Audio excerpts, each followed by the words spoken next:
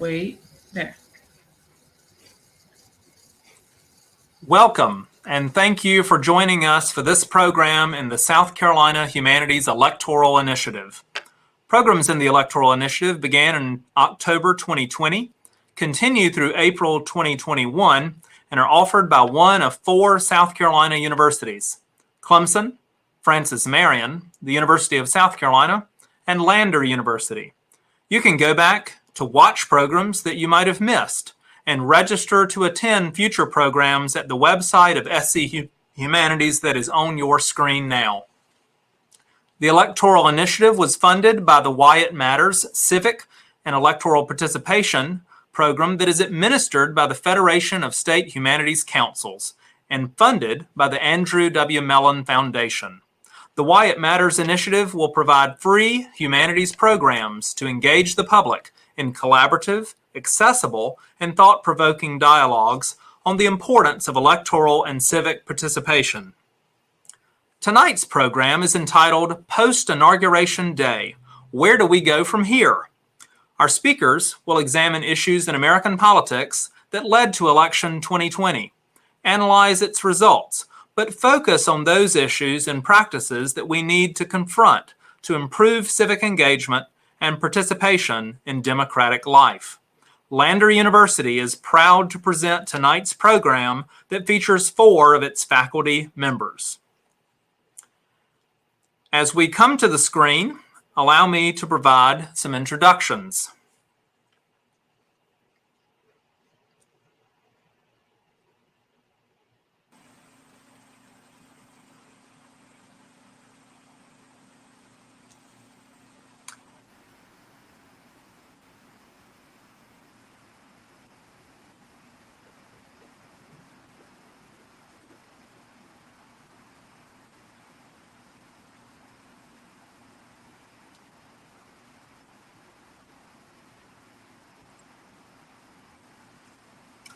I am Lucas McMillan, Professor of Political Science and Dean of Landers College of Behavioral and Social Sciences. My research and teaching focuses on American foreign policy, international relations, and federalism. I'm so very pleased to be joined by three of my colleagues. Kimberly Richberg is Associate Professor of Political Science at Lander. She teaches and conducts research on topics related to American politics, particularly women in politics, political behavior and public opinion, and the presidency. Matthew Malone is Assistant Professor of Political Science and Homeland Security. He also directs Lander's master's program in emergency management. His teaching and research interests are in the areas of public administration and public policy. Ashley Woodowis is Professor of Political Science and Chair of Lander's Department of Government Criminology and Sociology. He focuses on American politics and political philosophy. Long committed to the study of civic engagement, he was the first American political scientist to serve as a Fulbright Scholar in Romania during the early days of the post-Cold War era. So beyond me, there is a lot of expertise on your screens tonight. Our plan is this. First, each speaker will provide a brief presentation of 5 to 6 minutes. This will be followed by a chance for you to enjoy conversation with us. We would like for you to use our chat feature to ask questions, and we would really encourage you to use the Ask a Question feature that is in your Crowdcast platform this evening. By using Ask a Question, you can ask one, and even if you don't want to ask one, you can vote for a question to help us see what questions we'd like to discuss tonight. So we have designed tonight for 2 rounds of audience participation, some presentations by us, and a round of conversation among our speakers. All of this to promote dialogue. So let us begin with our presentations, and first I will turn to my colleague, Kimberly Richberg. Well, good evening, everyone. It's very nice to be here. And I'm going to share some observations and thoughts with you about 2 topics over the next few minutes. One topic is women in politics, and the second topic has to do with the voter turnout that we experienced the awesome voter turnout that we experienced last fall in 2020 elections.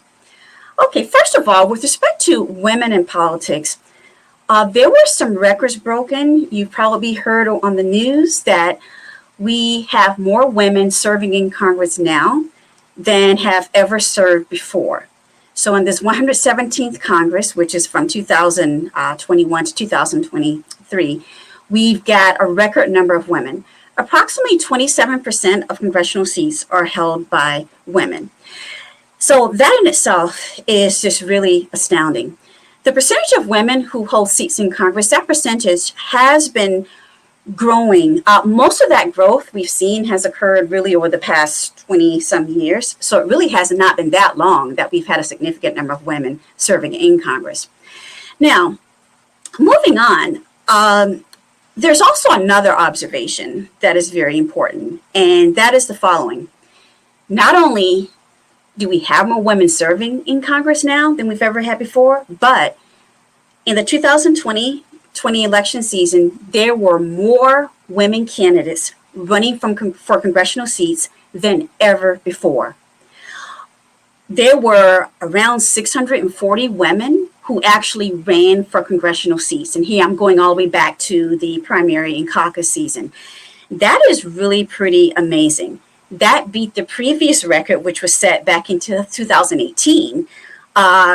It beat that previous record really by like about 100 and almost 120 women. So we've got more women running, and I think it's kind of easy to overlook just how important that observation is. In the literature, the academic literature, which studies women in politics, a question that's been discussed and written about for quite some time has been the following. Why don't we have more women running for congressional seats than we do? Because some experts even expected that we would have had more women who would have been running for congressional seats now than actually have been. And of course, over the last two election cycles, we did see a significant increase in the number of women who were running. Now, this is important. When you decide to run for a congressional seat, it's not necessarily as simple as, oh, I think I'm going to run for a House seat, or I think I'm going to run for a Senate seat. Yeah, I think I can do that. No, there are lots of factors to consider, and it's believed that women have faced some, as everybody faces barriers, but women in particular have perhaps faced barriers in a stronger way towards running for office than have a lot of men. For example, women historically have not been recruited and supported by political parties as much as men have been. And think about the socialization process, which still occurs. Women, as compared to men, or little girls as compared to little boys, they're usually not encouraged to go into politics. Now, they're being encouraged more now than they were, say, 20 years ago or 30 years ago, but still, people tend to encourage males more so than females to actually go into politics. So there's a whole lot that goes into deciding to run for congressional seats. And of course, running is also really, really important, because if you don't run, you're not going to win a congressional seat, unless, of course, you get appointed to a seat that becomes vacant or something of that manner. But you've got to run for the most part in order to be able to win. Now, several other observations. We saw an increase, we have a record here. We have more women of color serving in Congress now than have ever served before. We have about, I think, 36% of congressional seats being held by minority women. And of those women running for Congress, amazingly, 40% of them were minority women. Another interesting observation, I mean, these both tap into the diversity now, the growing diversity of women or people running for Congress. We saw a significant jump in the number of Republican women running for Congress. In particular, we saw a significant jump in the number of Republican women running for U.S. House seats. Back in 2018, we saw a significant jump in the number of Democratic women who actually ran for congressional seats, mainly for House seats. And so there are various factors that we can point to try to help explain that. And I'll be glad to elaborate on those later in the program. But I just want to leave you with this thought on this topic. Well, one factor here has to do with you've got some role modeling effects going on probably. And you've got 2018 that happened, in which we had a big jump in the number of Democratic women who ran for congressional seats. And so there was a reaction among many Republicans that, wow, we really, really got to get more women in Congress. Now, switching topics, I have a few words to say about voter turnout. Y'all probably heard we had a great voter turnout rate. Great, I don't know, maybe that's in quotes. For the 2020 elections, our voter turnout rate was around about 67%, about 2/3 of the eligible voters turned out to vote. This is a record, the highest voter turnout we've had in about 120 years. And in that context, it is very good. Go democracy, we've got more people participating, wonderful. However, if we compare even that voter turnout of about 67% to the voter turnouts that other democracies have, particularly other Western democracies tend to have, that voter turnout is not great. It's pretty good, but it's not great. And if you go back a few presidential election cycles, really, when we get to 2004, the voter turnout started to get better because it had been really bad. I mean, we had had turnouts like around 50% or maybe even a little bit less earlier on. But from 2004 on, we haven't seen a perfectly linear increase, but we've seen our voter turnout gradually go up a little bit over time. However, we are still behind in terms of voter turnout many of the other democracies. And this begs the question of, well, why is that the case? And also, even though we had a 67% approximately voter turnout in the fall 2020 elections, that's the national voter turnout. There is a wide range among the states in terms of their voter turnouts, and there usually always is a pretty wide range, but I don't think many people are aware of that. Let me give you the two ends, okay? In Minnesota, their turnout was around 80%. That is truly very good. Some of the other democracies will get turnouts as high as 75, 80, even sometimes maybe over 80%. However, the low turnouts were in the 50-some% range. I think the state of Oklahoma, I think, had one of the lowest turnouts, maybe the lowest, and it was around 55%. So these are a few thoughts to leave you with for the moment, and I'll be glad to come back and address some of these things. But, questions moving forward are to ask of the following. Are we going to be able to maintain this great voter turnout that we had in fall 2020? Or are we going to be able to stay in that range? Or will we be able to increase it? Or are we going to kind of backslide, maybe back to the turnout we had back in 2016, which was better than a lot of turnouts, but that's going back down to around the 60% range. We'll see. And in terms of women, and what I've said about more and more women running for Congress and making up the largest percentage of congressional seats, are we going to continue to see this trend of significantly higher numbers of women running for congressional seats like we saw the last couple of two cycles? Or is it going to be the case that we're going to continue to see a trend of more women running for Congress than we usually saw? But perhaps these records have been just so high, maybe it's going to be tough for us to keep breaking records every two congressional cycles. So I will end my comments there, and I look forward to discussions coming up. And I will pass this on to my colleague, Matt Malone, and he's going to talk a little bit more about voting and elections. All right, thanks, Kim.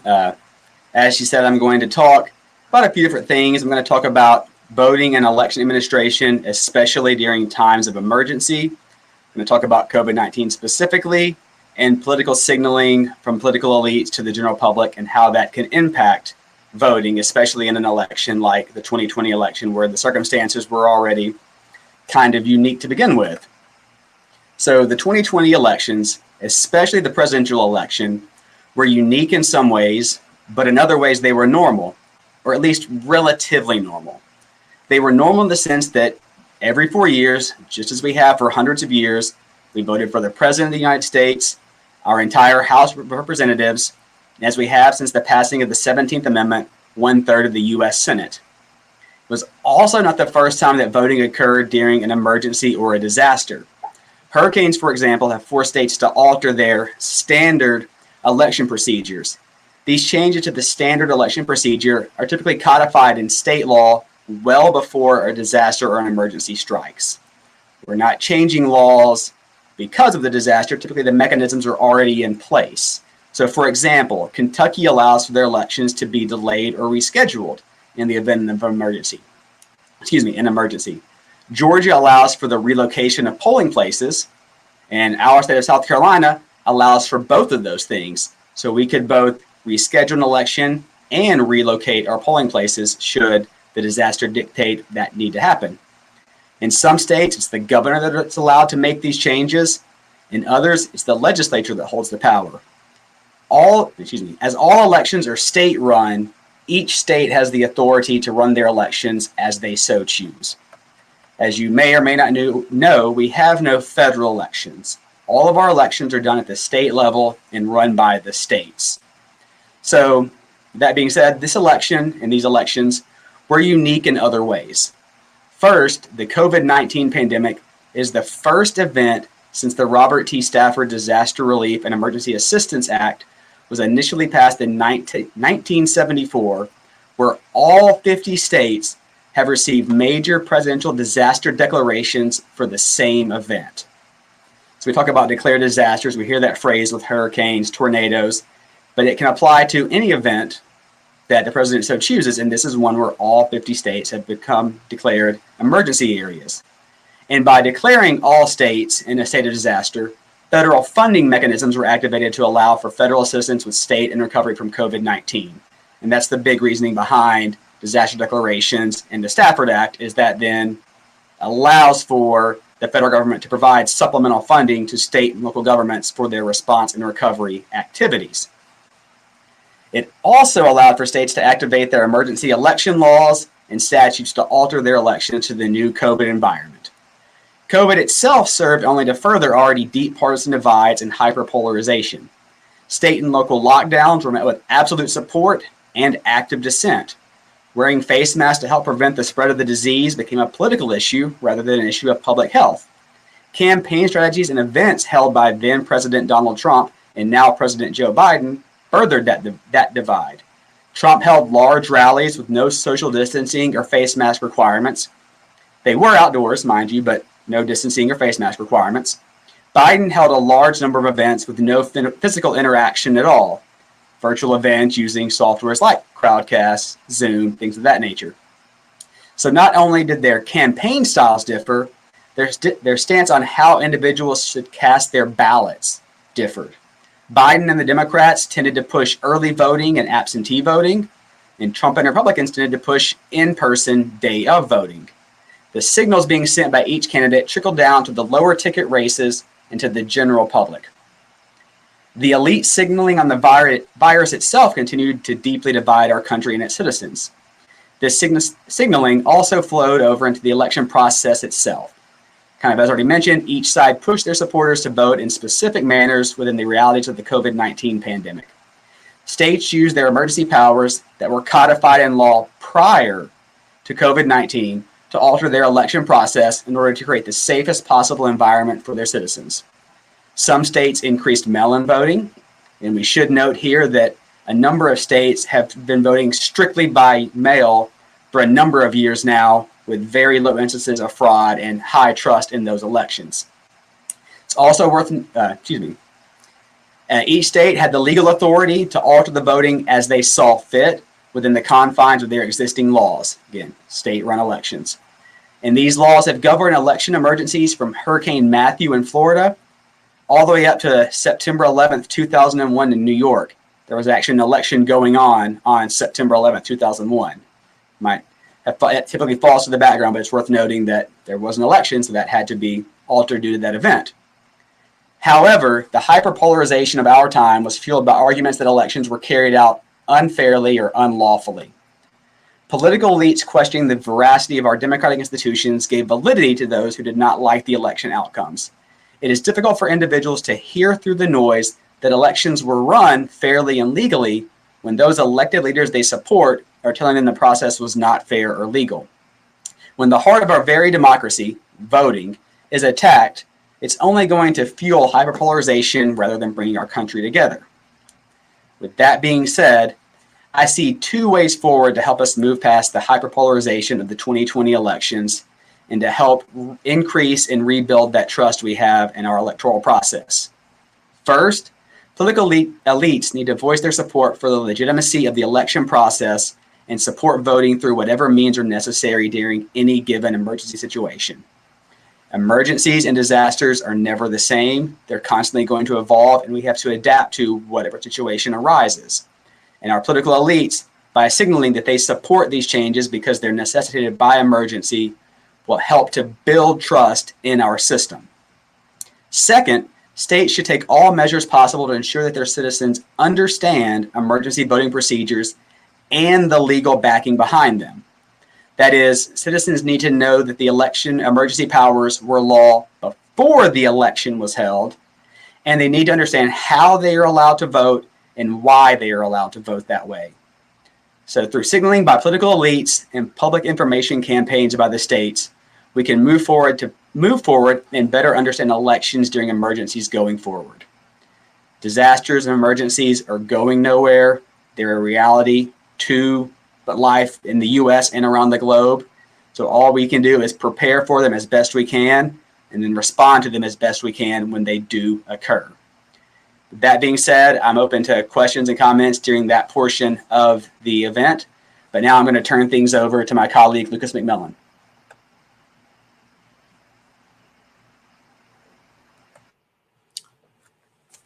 All right, I'm going to focus on 5 points that tie together American and international politics. First, the U.S. president is both head of state and head of government. Unlike most democracies that split these two roles, our founding fathers combined them into one person, and that has both advantages and disadvantages.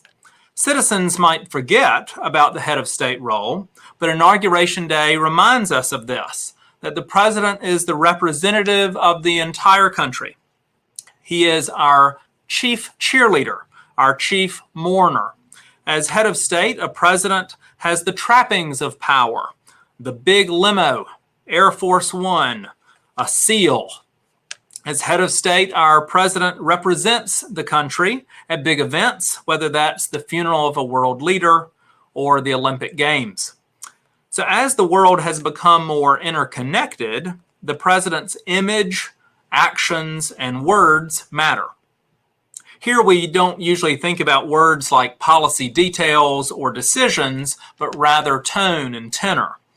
I remember conventions and inaugurations back to 1988, so the head of state role is one that you might connect with in helping your children learn about the presidency. With the strong influence that the United States has on world politics and the attention that the world's media gives Washington, D.C., the head of state role showcases how presidents shape perceptions of our country around the world. Most expectations of a president's behavior as head of state are not codified in the Constitution or in law. Instead, they're shaped by norms, customs, and traditions, and those evolve over time. Inauguration Day and the State of the Union address are two examples of this. Second, the president serves as head of government. Unlike most democracies, the U.S. is a federal system of two levels of power, and we have a presidential rather than a parliamentary system. As head of government, presidents can be strong or they can be weak as leaders of their party, political coalition, and as shapers of policy.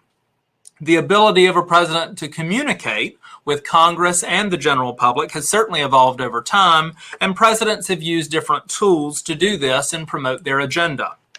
Political scientists would show that there are big effects in how government works and in how citizens react to government over the last few decades, particularly with how primary elections determine candidates for public office, the diminishing control that political parties have, how money affects politics, how Congress functions, particularly its committees and the ways that bills get voted on, and of course, changes to the media landscape.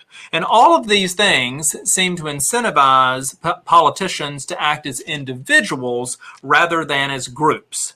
and it amplifies an individual's ambition.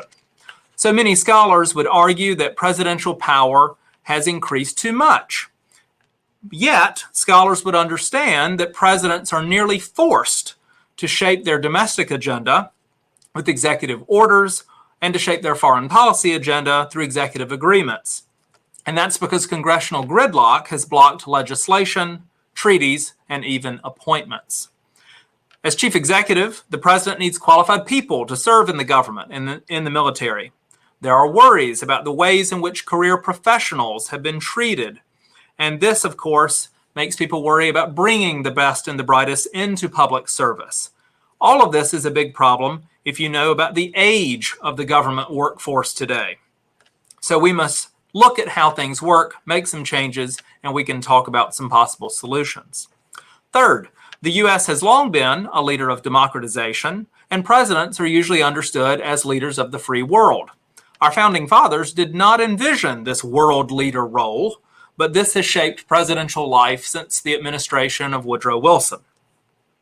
Presidents have been key in furthering democratic ideals, in shaping alliances and international organizations, in building the global economy, and in shaping culture in terms of expectations about the rule of law, a free press, competitive political parties, free and regular elections, the place of protest, and the relationship between the economy and government.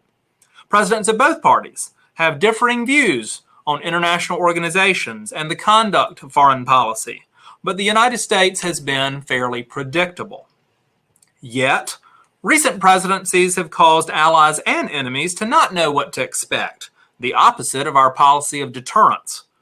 With more erratic behavior coming out of Washington, others would behave with hesitancy. This is not always a good thing. Trust in American commitments is needed, whether we're talking about national security in the military or the economic sense. And so American credibility has suffered. Like it or not, the world looks to the United States for leadership. And this is because the U.S. has greatly shaped the political and economic systems that order our world. It is, however, clear that now a significant portion of Americans feel left out or left behind by globalization. That's a big problem. The project of democratization, long promoted by the U.S., is in fact backsliding.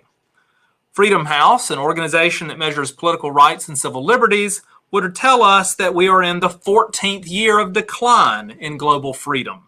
Populism and nationalism are growing, and pushing back on globalization is one thing, but undercutting democratization is much worse. Freedom House, in its 2020 report, called out India, the world's largest democracy, and the United States. It said that democracies are not meeting its commitments because they are willing to, quote, break down institutional safeguards and disregard the rights of critics and minorities as they pursue their populist agendas, end quote.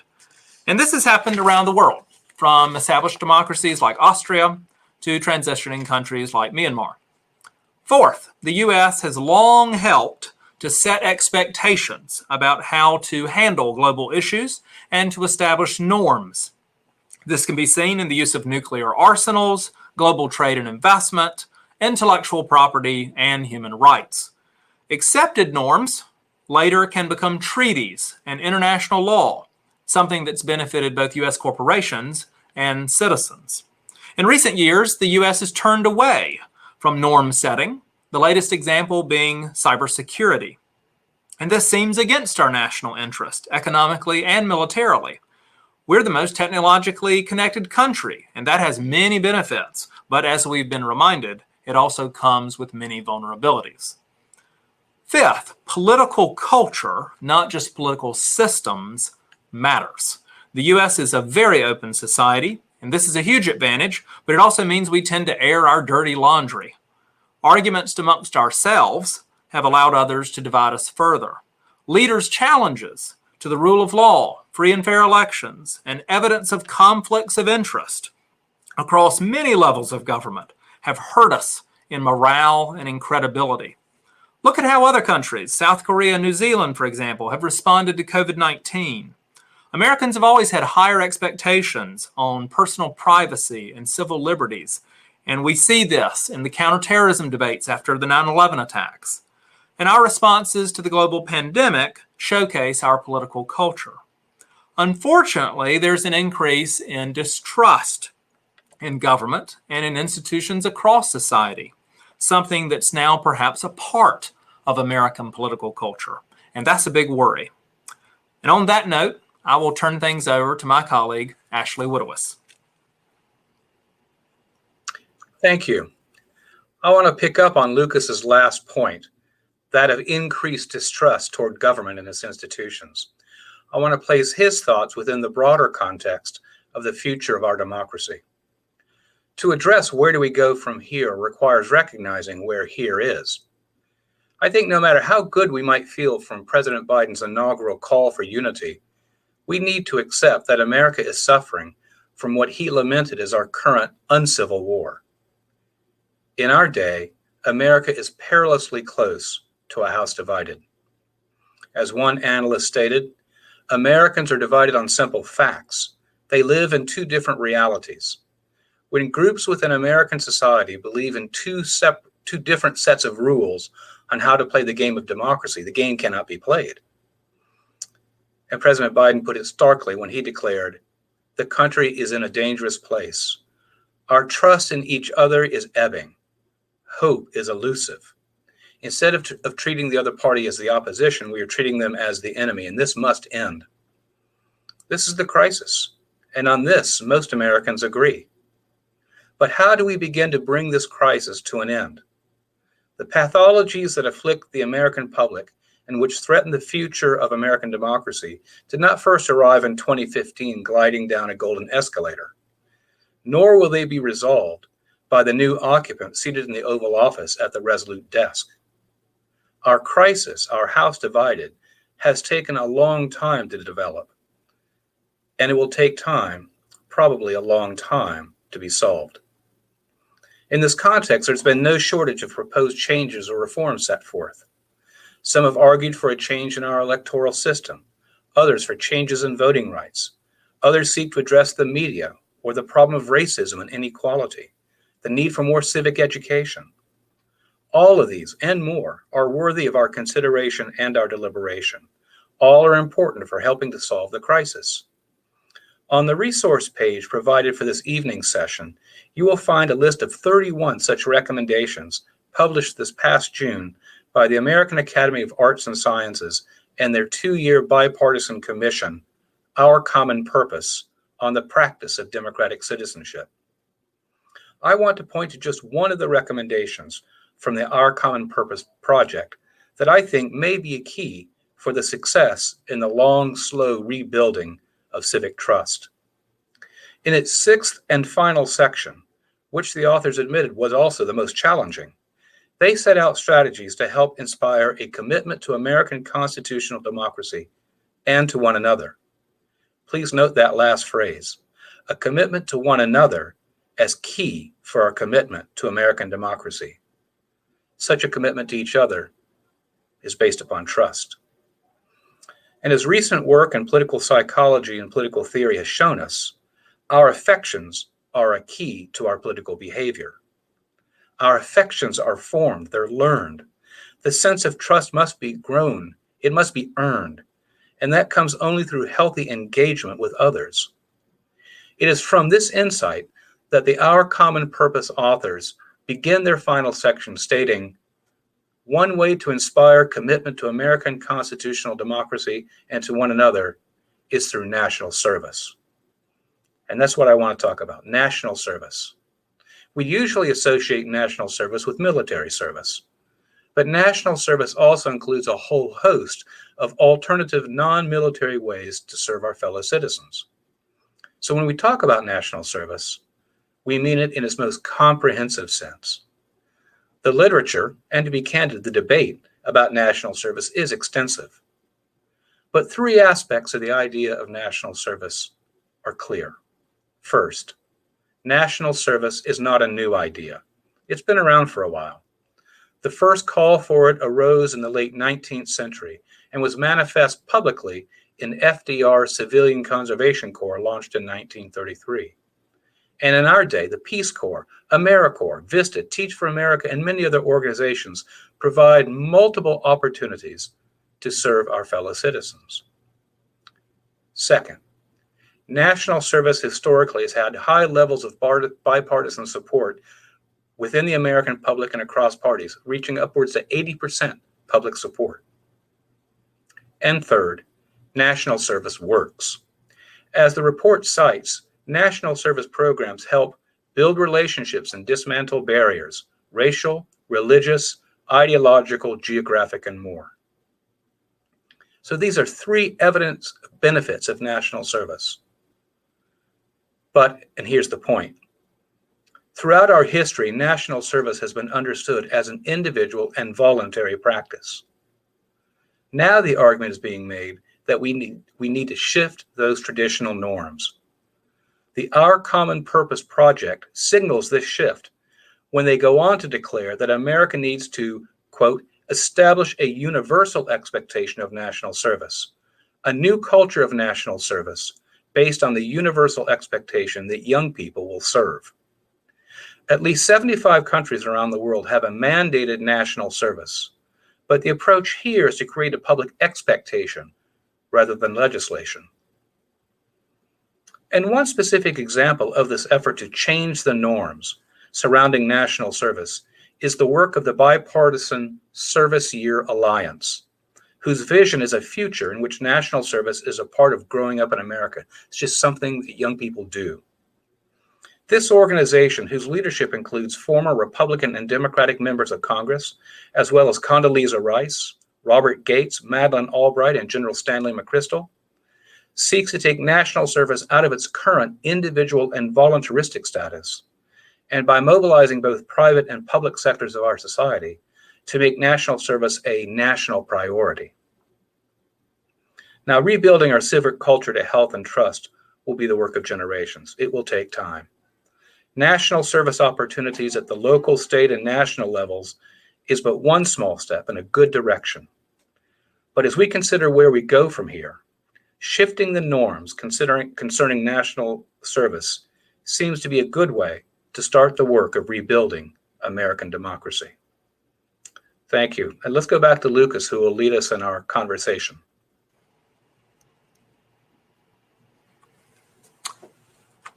So I think we're going to all get our photos and videos back working again. We're all here. Good. I want to thank those of you that have already been asking questions and voting on questions, and encourage those of you who have not to participate in that exercise.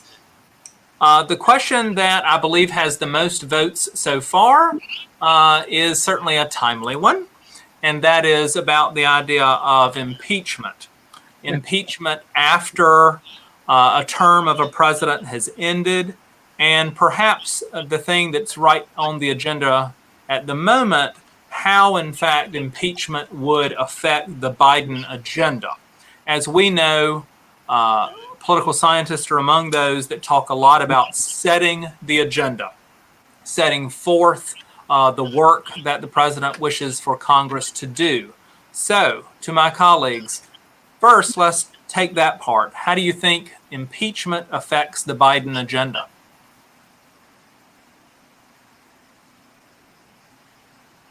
Ashley, what do you think? Well, I think it's really a matter of timing. The issue of when to impeach. There's going to be an impeachment. And the question is, we usually give presidents this kind of mythic first 100 days. That's when presidents tend to be most successful in terms of securing their agenda. Well, right into this mythical first 100 days lands this bomb called the impeachment.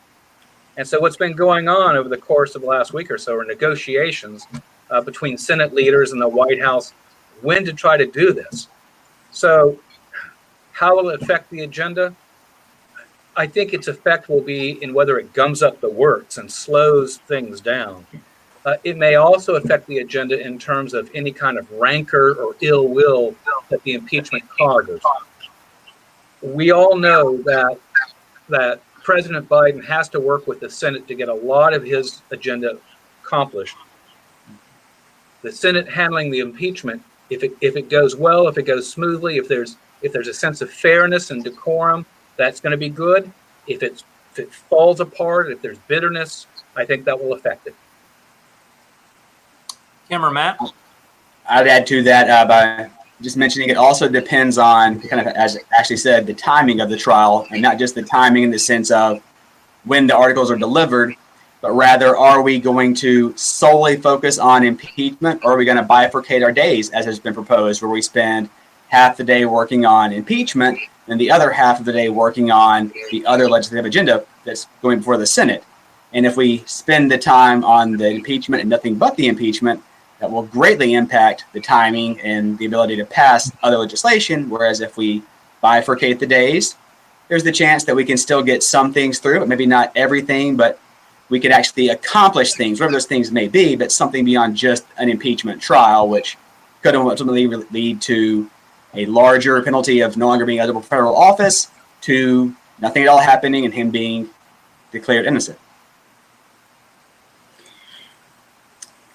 Yeah, I pretty much agree with what my colleague said. I don't have too much to add, but I do think it comes down to a matter of the attention that's going to be placed on the remainder of the impeachment proceedings, not just by congresspersons or by lawmakers, but also by the media, depending on not only how long the trial, the process lasts, but also I think depending on the amount of media focus, which of course is going to be a lot, and the type of focus, there is this potential for it to really obscure attention from the Biden agenda. And so he, may be trying to go full throttle with his agenda, but even though he's president, there's still this chance that some of the attention that he may want and need for some of his programs may be taken away by the impeachment, depending on how long it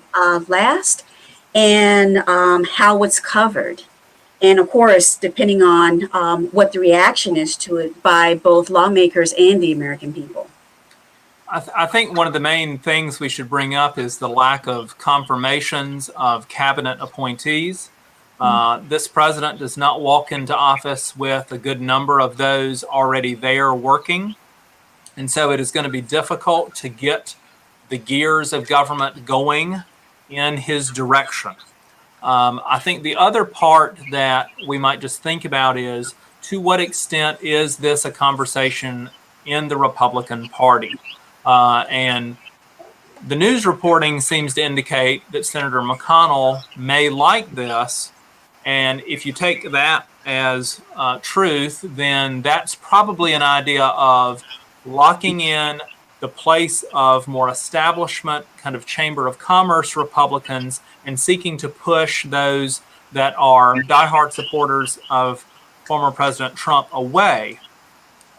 We know as political scientists that certainly there could be a momentum for a third party. That has not gone very well for parties in the past. But it's certainly something that could be advantageous to kind of move Donald Trump away. But of course, some are arguing that the country has moved on and we're not talking about him as much, and that President Biden would get a lot of damage because we're now putting him back in the focus of this presidency. So that's a hard question. I think there's a lot of political calculus. I think the Republicans are looking very hard at where the support for Donald Trump is and what that looks like, and trying to figure that out for what it means to the national party of holding it together. Anything else you want to add on that? Just one more thing, because something that came to mind a while back. Back in the 1970s, after Nixon had resigned, before being impeached, and President Ford took over, of course, President Ford was criticized by many for pardoning Nixon. And, one of the comments that Ford made with respect to that was, he's like, every press conference I went to, every time I tried to focus on something else, my agenda, I kept getting asked about it. It just wouldn't go away. which of course begs the question of, although we're at a different stage in this process, we actually have an impeachment process in the works at a different level. I think about that and I wonder, what are the chances that President Biden may find himself in some similar type of situation? Maybe not necessarily with respect to a pardon, but it just reminds me of that situation. So another question that comes up from the chat, or rather the ask a question, is, how do we mend the divide of fact versus fiction? The idea, it seems, is that Americans are living in different realities, and we can't agree on the same set of facts. George Will wrote about this recently in his column. Various columnists, conservative and liberal, have written about this. What do you think, panelists, about the fact versus fiction, the different realities that people seem to be living in? Ashley? Yeah, I think, that's what I was trying to get at, a part of what I was trying to get at in my comments, that we are a house divided, and we have these reinforcing pathologies that are keeping us there. And so that's why I turned to these 31 recommendations in that marvelous report. That's why I turned to national service, because I think it's only by engaging with each other in constructive work, shoulder to shoulder, that our fears and our mistrusts subside. I don't think you can have, rational debates to overcome the fact fiction or the unreality of our situation. I just don't think talking is going to do it. I just don't think talking is going to do it.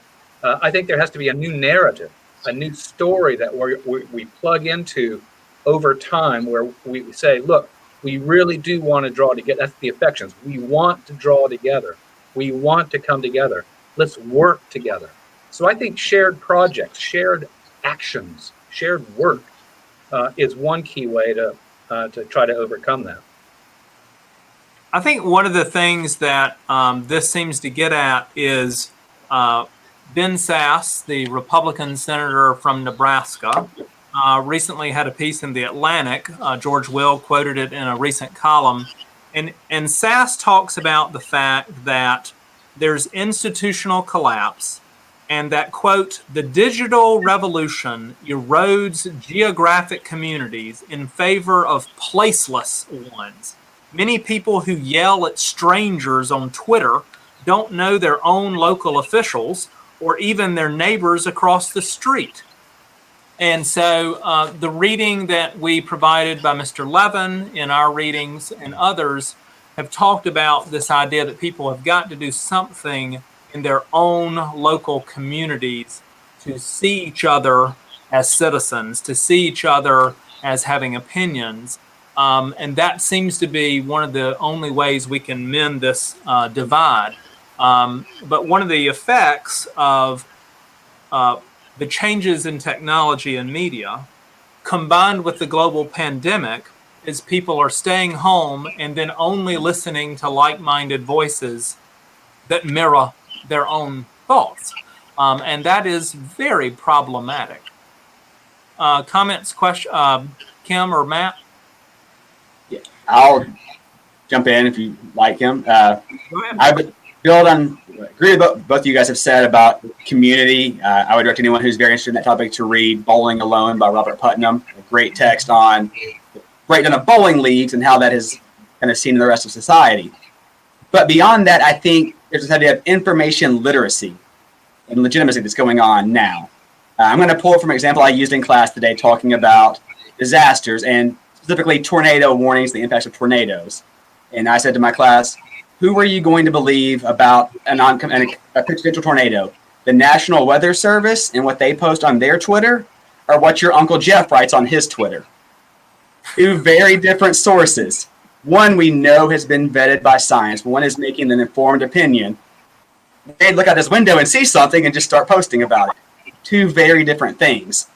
So looking at the sources and where we're getting our news. Are we getting it from an echo chamber on Facebook or Twitter? Or are we going to a legitimate news site? Are we going to the New York Times or the Wall Street Journal, where you're going to get researched and well-written news? Or are you watching a talking head on MSNBC or Newsmax, or pick any conservative or liberal media organization? So knowing the means behind your news, is there an agenda there? And if there is, you should probably question it. But if it's something that is nonpartisan, or at least legitimately nonpartisan, such as the New York Times or the Wall Street Journal that offer potentially each side, knowing that your information is coming from a legitimate source and not someone who has an agenda or just living in the echo chamber, as you mentioned. And definitely meet your neighbor, talk to your neighbor. It's much easier to hate one another over a keyboard or a phone than it is face to face. I think, go ahead, Kim. Oh, yeah, just briefly.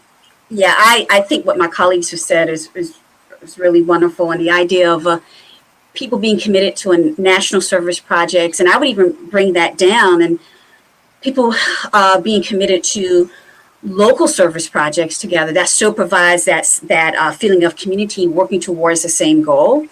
And I have to just throw this in the mix, although this may be a lot to ask for. But in addition to everything that we said, I still think that our political leaders, not just at the national level, but at state and local levels, do need to try to really live up to their positions and really try to lead the way a little bit in terms of being responsible about the information that they share. I think we can't leave that out of the equation. I will. I'm sorry, Lucas. Did you want to say something? No, go ahead. I will say that both the Our Common Purpose and the Service Year Alliance organizations have real concrete and specific programmatic recommendations at the local, state, and national levels. So this is not just aspiration. This is not just we need to stand around the street corner and sing Kumbaya, right? This is, here are what businesses should do. Here's what colleges and universities can do. Here's what state and local governments can do. So these are serious policy and programmatic prescriptions on how to get this national norm, this kind of universal expectation that young people will serve, kind of get it into place. So I just wanted to mention that because, Kim, you were saying about at the local level, and I thought, yeah, these people are really talking at the local level also. Mm-hmm. So. Certainly, as faculty at a university, we remind ourselves of the importance of information literacy, and that is critical to any undergraduate education. And it's a part of lifelong learning, of critiquing the sources and constantly staying up and learning. I want to turn to another question we had, and we'll begin with Kim. This question was about demographics and the demographics of the United States, and then how that compares to what we see in our political institutions. And the questioner, whom I do know, a Lander alumna, is talking about, these problems of younger persons, more diverse persons running for office, the barriers to entry that are there. So could you speak about the demographics that we see in the population and then what we see in political institutions? Yeah, and I'll direct this mainly towards Congress. Well, thanks to the gains made over the last couple of election cycles, we do see, for example, the percentage of African-American women in particular, but the percentage of minority women in Congress has gotten closer to the percentage that they make up in U.S. society, but it's not there yet. In a general sense, of course, women make up over half the U.S. population, and at an all-time high, they only make up 27% of the seats in Congress. But on another note, if you look at the leadership positions in Congress, not just who makes up the body of Congress, we've had some great gains in terms of the leadership becoming more representative descriptively, so to speak, of the demographics of the U.S. For example, of course, Nancy Pelosi, Speaker of the U.S. House. Of course, Kamala Harris is vice president. But in terms of women, it's more difficult for them to really work their way up to those leadership positions in Congress. This is still actually a pretty significant issue. I think I saw, and of course this may change in the near future, but I think recently I saw where I think African American women, although they've done a pretty good job of getting congressional seats, they do not hold any of the higher leadership positions in Congress. And so this is still a problem. So in sum, Congress is looking more like the demographics of the US, but we're certainly not there yet. Not there yet either in terms of race and ethnicity. But what you do tend to notice is if you look at the freshman class that comes into Congress, this has been a case for the last few cycles, the demographics of the freshman congresspersons tend to be closer to what the demographics are in terms of race, ethnicity, gender, than are the demographics of the people who are currently in Congress. So this gives us hope that as we get more and more newer people into Congress, we are going to get more representation in terms of the demographics in society versus what we see in Congress. Now, just on a couple of other factors, in terms of, say, race/ethnicity, African Americans in general currently are holding a percentage of seats in Congress that are pretty close to the percentage of the population that they make up, which I think is around 13 or so percent. For Hispanic Americans, the percentage of seats they hold in Congress is still further away from the percentage of the population that Hispanic Americans make up. So yes, there's been some progress there, but it seems to be that we are gradually working towards greater demographical representation. I think one of the things that we should make clear is the huge power of incumbency.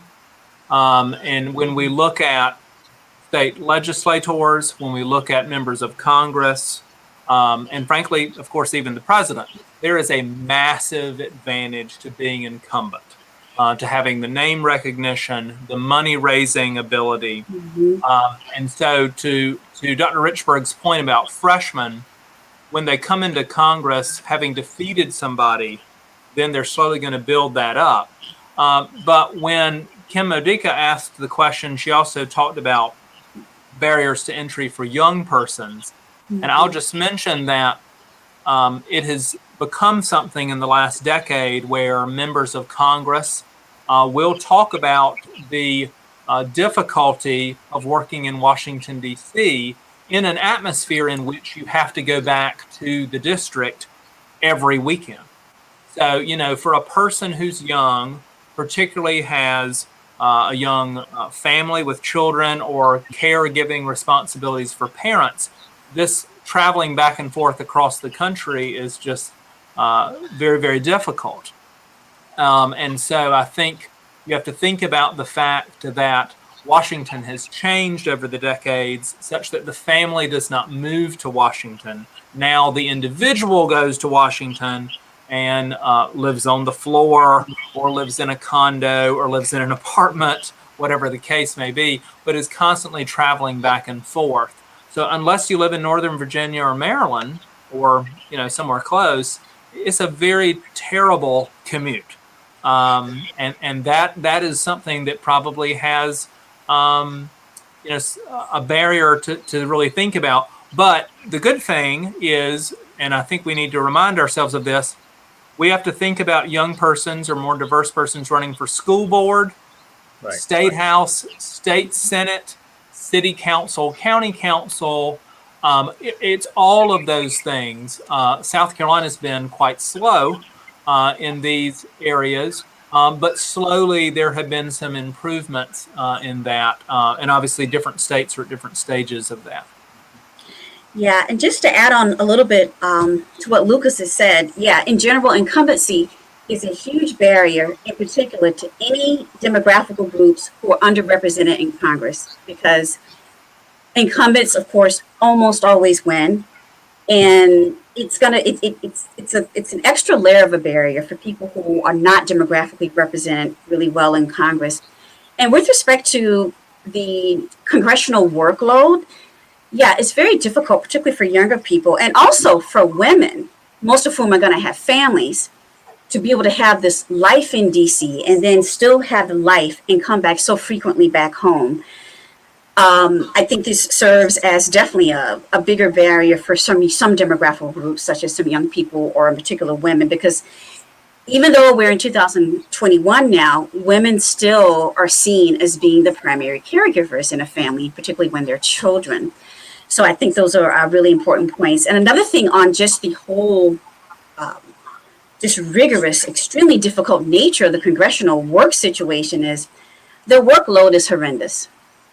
On top of living and having two lives in two places, the workload is really horrendous. And that alone is a challenge for anybody, but for a young person, a lot of young people who are well qualified to try to run for Congress, that's going to be a turnoff. I think the sacrifice can just be too much. So I want to ask a question because we're getting around it about the issue of the role of parties. And I mentioned it, and some of us may have alluded to it, the idea that parties do not have as much control about who is a candidate. And social media has allowed people to have a following, and then perhaps these outliers can end up with this sudden prestige in which they become the party nominee. So I want to pose that to Ashley and to Matt and get you to think about how that's changed the parties and changed the policy agenda, both at the national or at the state level. Well, Matt, yeah. or Ashley? Go ahead, Matt. Oh, well, either way. So, well, first, I mean, we definitely kind of, as you said, we've seen a rise in what's kind of called, in political science terms, candidate-centered politics, where a candidate is able to outspin the party, essentially. It's what we saw with Trump. You go back and watch interviews with Republicans who were huge supporters of him after the fact, early on, and a specific senator from our state said that it would be a disaster if he were elected, and then 180-degree turn on after the fact. So candidates are able to do that because they are finding funding on their own. They are building their own bases by holding their own events, using social media, using their own funds to purchase this time. And we no longer have the quote-unquote smoke-filled back room where we go to a convention and we actually vote at conventions for the candidate. We know well in advance through the primaries who is going to win. So if you're able to win a New Hampshire primary, an Iowa caucus, build some momentum early as an outsider candidate, you could then hijack the entire primary system per se by riding that momentum and using that to eventually gain your party's nomination and possibly eventually election. So I think a lot of that comes down to funding, personal funding, charisma, and social media, kind of as you alluded to, or just media attention in general. We know that the media likes to report things that are over the top and outlandish because the public consumes that. So candidates that belittle one another are going to get more attention than candidates just proposing policies because it's not as click-worthy or as view-worthy. Yeah, I think the the party polarization, the Democrats and Republican parties moving farther and farther apart, based upon gerrymandering and the way we draw our congressional districts, making it, safe seats. And so you're only worried about somebody on your left or on your right coming at you. You're not really worried about the other party. I think the failure, really since the McGovern-Fraser Commission of the 1970s, where we had a primary system, which allows people like you and me to choose our nominee rather than the party leaders. I mean, I always tell my classes there was not a single Democratic national leader who wanted Jimmy Carter to be the nominee for the Democratic Party in 1976. No one wanted him. Nobody. He ran as an outsider. Maybe you've heard this before, right? And lo and behold, he becomes the nominee of the Democratic Party and wins. There is no gatekeeping function left in either the Democratic or the Republican Party that will filter qualified versus unqualified. So as long as we keep the primary system the way it is, as long as we don't reform that, it's a crapshoot. We may get a Jeb Bush. We may get a Donald Trump. We may get a mainstream, mainline party professional. We may get a mavericky outsider. So there's just no control. Well, I was just going to say, people think of Ronald Reagan as the first big outsider. Yeah. And that's, of course, very wrong.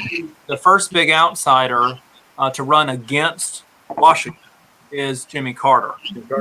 And Carter and Reagan and Clinton and George W. Bush and Barack Obama and Donald Trump have all run against Washington. Right. And of course, the exceptions, and I think we need to think about this in the next couple of weeks, the exceptions are George H.W. Bush Right. and Joe Biden, both of whom are vice presidents of the United States, both of whom have a very long and distinguished public service record. And so I think you're going to see some more comparisons, at least by political scientists, not the attention-getting people, to compare H.W. Bush and Biden, institutional kinds of figures. Matt, you were on jump in. I was going to build on what Ash said about primaries. Not only are we choosing the candidates, we also have people who are choosing to crossover vote. That is in states where you're not bound to close primaries. You can vote in any primary you choose. Republicans voting in Democratic primaries to extend their process, or Democrats voting in the Republican primary to try to exclude certain candidates. When we don't have those closed primaries, we have open primaries, crossover voting very much happens and can greatly impact outcomes in any given state. I'm looking at our questions, and I'm going to ask a question about federalism, because it seems that a lot of our questions are looking at this. Matt Malone reminded us that elections are run by states. This is the design of the Constitution. It was Richard Nixon who came up with a federalism agenda that was quite complex, saying that certain things like economic development and economic policy should be at the state level, but environmental policy should be at the national level. President Reagan was certainly more decentralized with his view, but we should not forget that Bill Clinton had some of those kinds of tendencies himself. In the Trump years, it was not clear exactly what the federalism vision was, but I can only assume that it was the vice president, Mike Pence, who had a very decentralized view where you got the COVID-19 response that was very state-oriented. So could each of you, either COVID-19, environmental issues, elections, their taxes, there's several things on our audience members' minds, look at the issue of what kind of federalism are we moving toward? Is this going to be something that has to respond to the growing mistrust of Americans, of institutions on one hand, but the fact that there is great frustration with the fact that government has not had a unified approach in some ways? That's a hard question. Yeah, very difficult. Matt Malone, you want to start? You're a public administration person. I am a public administration person, so I can take that. And I specifically saw someone asked about the COVID-19 vaccine and the rollout of that in the questions, and whether it should be a federal or a state-led effort. And I think the answer goes back to the idea of cooperative federalism as it's known, that the federal and state governments work together. And we actually are doing that right now with the vaccine rollout. The CDC, which is a federal level, nationwide entity, is saying, here are our suggestions. We have our groups 1A, 1B, 1C, group 2. These are the people who should vaccinate in this order. And then they are giving the allotment to the states, and the states can then choose to either use the federal guidance to instruct their rollout and inform their rollout, or they can do their own thing. We've seen examples in states that have followed the procedures where things are going smoothly. Yes, there's not enough vaccine out there right now, so long lines of waiting, maybe not getting your shot for months at a time or weeks is common, but that's not necessarily an issue of federalism, that's production. But states that have followed those CDC guidelines are seemingly doing better than states that have bucked those. For example, Florida has said, cool, here's what you told us to do, but I think he froze for a second. Okay, Kim, you want to take over for Matt? Yeah. Actually, not much to add, but cooperative federalism also came to my mind, and here I'm thinking about not just the COVID-19 vaccine, but just dealing with the issues that have come about in this emergency situation that we're in pertaining to COVID-19. I think our situation is so serious and so dire. We're going to have more cooperative federalism to help us at least get to a certain point. Once we get over get past these crises to a certain point, then I'm not so sure what direction it's going to take off in. But I think in an emergency sense, I think cooperative federalism is going to be probably the order of the day. Matt, you were talking about Florida. You wanted to say that Florida basically took a different path? Yes, okay, there you go. I had no idea where I got cut off. So Florida chose to do things with their kind of own mechanisms for choosing how to roll out the vaccine. Whereas states that have followed that CDC guideline, I like that comment on the side over there, have had a more successful rollout.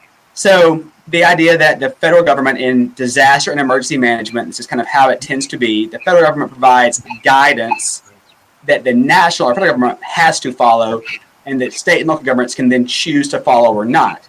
Lots of times we can use what's called the carrot or stick approach, where the federal government says, we want you to do this. If you do it, this happens. If not, that happens. For example, back to Ronald Reagan, who we've mentioned, he threatened to withhold federal highway funding to states that did not raise their legal drinking age to 21.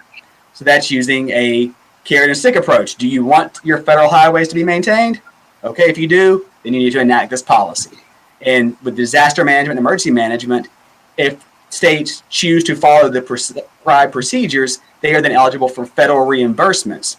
So the COVID-19 response is eligible for up to 75% federal reimbursement for money spent, assuming that they're following federal guidelines, not the CDC guidelines, but FEMA guidelines and guidelines laid out in the Robert T. Stafford Disaster Relief Act that I mentioned earlier. So federalism, in the sense of funding, is very much alive and well. I think one of the interesting developments in the last few years is a kind of regionalism or pact, where you have a number of states coming together over a certain issue, whether it's environmental, whether it's trade, whether it's waterways, where states are, and they're not even necessarily geographically contiguous. It could be like New York and California, getting together on some environmental agreements. I just think if you're interested in federalism, and there's some really interesting trends developing right now. There's a great quote. Go ahead. There's a great quote by Justice Brandeis in the 1930s where he said, states are laboratories of democracy. States can implement their policies. If they succeed, they're likely to move to other states. If they fail, they're likely to not diffuse to other states. So we have our federal system in order to allow states to attempt to innovate. Right. Well, I think what people forget that political scientists are always so excited about is that you have some interesting things happening at the state and local level, even if they involve, quote, international issues. Right. So energy, environment, human rights, trade and investment are all things that localities or U.S. states will take on, such that they've already signed on to the Kyoto Protocol. They've already signed on to clean air standards that are higher than the national. And we see with the Justice Brandeis quote that Matt was relating to our attention, this idea that states can, in fact, push the national agenda. So California pushes the national agenda in one way, Florida pushes the national agenda in one way, and we see that. All of us are trying to say that involvement at the local level, involvement at the state level is really key. And the other thing is, particularly with and I'm one of those scholars who's going to say presidential power has gotten too big. Something we've believed, by the way, for several presidencies. This is not anything about the last president, but that we become obsessed with thinking the president controls everything. And that is not true when we're talking about education or economic development or energy or other issues. So this is why it was a good thing to see more people voting. I don't know, and maybe Kim does, the voting that happened. I know we were talking about national statistics that she was giving about increased voting, but we still see a lack of interest and engagement in state house and state senate and school board and city council, those kinds of races. So that is where there needs to be more attention. And that, frankly, is where both parties can build momentum. So the Republicans have done themselves a huge favor in building momentum in state houses, in state legislatures, something that the Democrats missed and have been slow to catch on to. Yeah, and it brings me back to something I always try to point out to my introduction to American politics classes, that yes, when you say government, most people are going to think about the national government. That's where most of the media focuses. The president's part of the national government. But on a day-to-day basis, we are going to have more interactions with and be more impacted by our state and local governments. So more the reason why it's important to be engaged at those levels too. Ashley? Yeah, I was just going to pick up. You were talking about we have this kind of mythology of the president who, on the one hand, has gained a lot of power, but on the other hand, is not as powerful as we think he is, or they are. And I just wanted to reference President Obama's autobiography just came out, and reading it from a political science perspective. I mean, set aside whatever partisan or political views you have about Obama and the Obama presidency. Just read it as a memoir of a president. And in the very opening pages, that's one of the very first things he says is, I know it sounds hard to believe, but believe me, I've been there. The president of the United States is not as powerful as you think he is. And a lot of the book is a detailed analysis of all the different forces and constraints that presidents operate under. So, to your point. Well, there's always the idea of course, bringing up Eisenhower, right? Eisenhower gets into the White House, and he is sorely disappointed that people do not follow his orders as they used to in the U.S. military. I want to move us toward where do we go from here. And there has been a number of pieces in political science and in journalism that have worried about the recruitment effort of persons going into public service and going into government. And the ways in which we talk about government with our friends, neighbors, and children. So in our last, time together, can we look at this idea of who serves in government and how we talk about government with others in terms of the way forward? Kim? I'll say a few things that are kind of related to this phenomenon that's going on with more women going into Congress. Well, first of all, something very general. Another thing that's been happening in Congress over the last few election cycles is that we've been seeing more people get to Congress without having held public office. Mm-hmm. And it's believed that, at least to some extent, what's happening here is you're adding more people to Congress without that experience, but when they get to Congress, they don't have the background in the political bargaining process. So in terms of recruitment, whether it's people from political party officials or organizations, because please do realize that political parties are not the only recruiters of people to run for public office. But I would say to all recruiters, I think they need to try to look towards people who have had some type of either public office experience or some type of civic or governmental experience. And I think trying to really support those people very much and not just fall into the trap of supporting someone because they're very charismatic. I think they'll get a lot of votes. But of course, when you recruit people, you usually want to recruit people you think are going to win. And sometimes you might think that charismatic person is going to win. But I do think that this various types of political experience and things closely related to it needs to be at the forefront of this recruitment process. And I also hope that more people who are in perhaps lower, more local political offices or doing things that are related to politics, some people might be community organizers, etc. I hope that more of those people will consider actually running for public office of some type. But yeah, I do think we need to shine that light on relevant experience more than we have been. Matt? I hear you say recruitment for government, and being a public administrator, my mind goes somewhere different than where Kim just went. I think of people working in the government bureaucracy.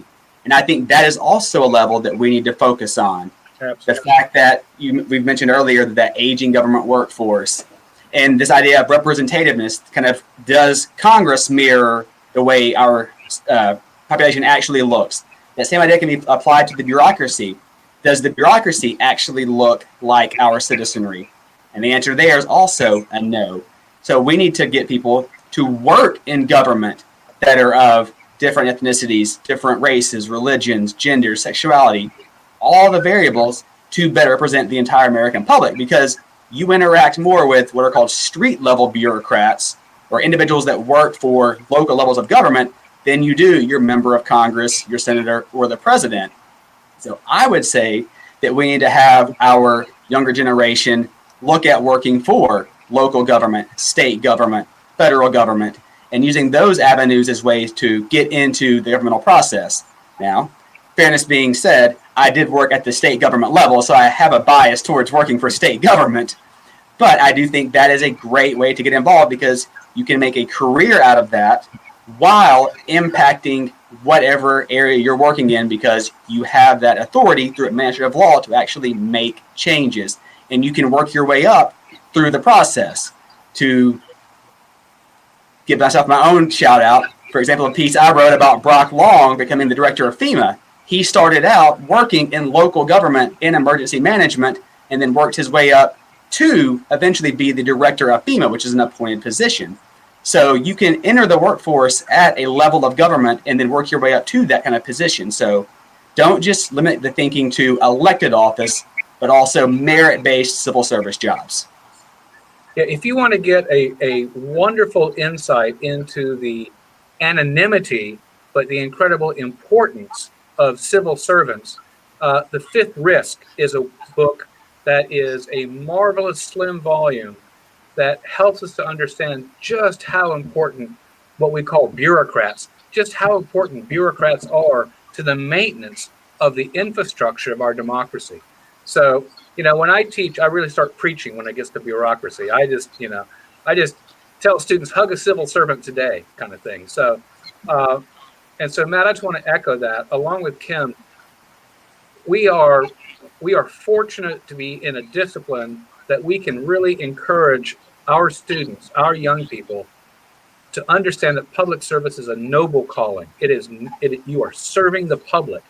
And as Matt and Kim have illustrated, there are multiple ways to get plugged in, to start when you're young and to build a career and become a lifelong public servant, which is maybe not thankless, but it may be unappreciated, it may be invisible, but it's so incredibly important for the well-being of our democracy.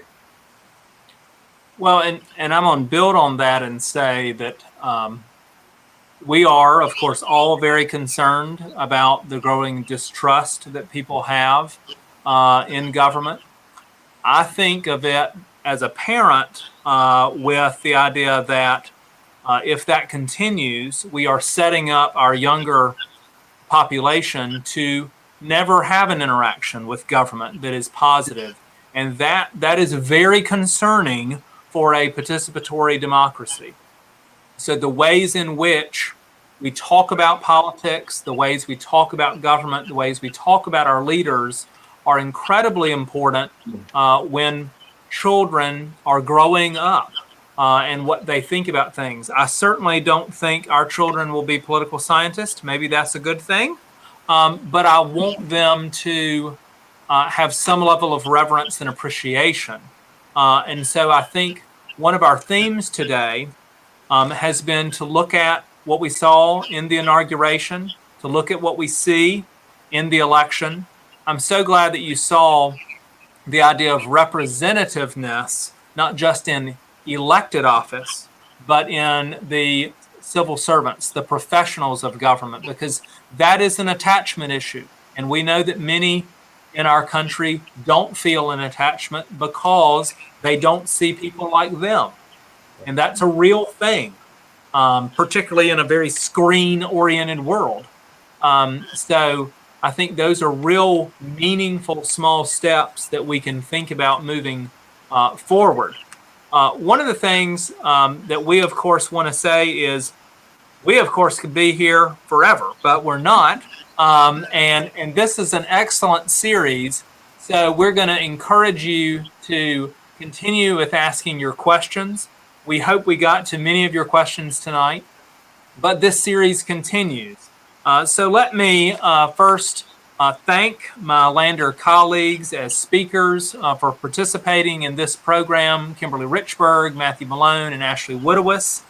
Let me thank Alice Taylor Colbert, who is the project director and on the staff of South Carolina Humanities as project director over the Electoral Initiative. Let us extend our appreciation to the behind-the-scenes staff member who's making all this happen, and that is Courtney Myers.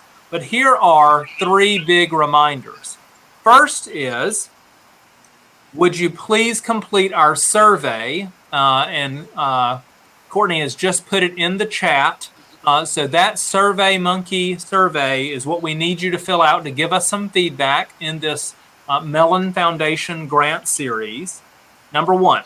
Number two is we would encourage you to check out the Lander website as well as the schumanities.org website to look at future programs and to check out the readings that we suggested for tonight. We've given you a lot of reading material because that's what we are. We are college faculty. And the third thing is Lander is sponsoring the next program in this series. That is on Monday, February the 8th at 5:30. The program is Lessons from November, Who Voted, Who Didn't, and Why Does It Matter? And this features Professor Amy Black of Wheaton College in Illinois, as well as Professor Quentin Kidd of Christopher Newport University in Virginia. And they are scholars very active in looking at voting rights, voting access, redistricting, gerrymandering, religion and politics. All of those things we'll be looking at, and we can have more discussion about the ways in which districts are formed and how that creates who is selected for political office. So we hope certainly that you will join us again on February the 8th, back here in Crowdcast. If you have any questions between now and then, you're welcome to call us or email us. For that, I am Lucas McMillan of Lander University. Thank you and have a good evening.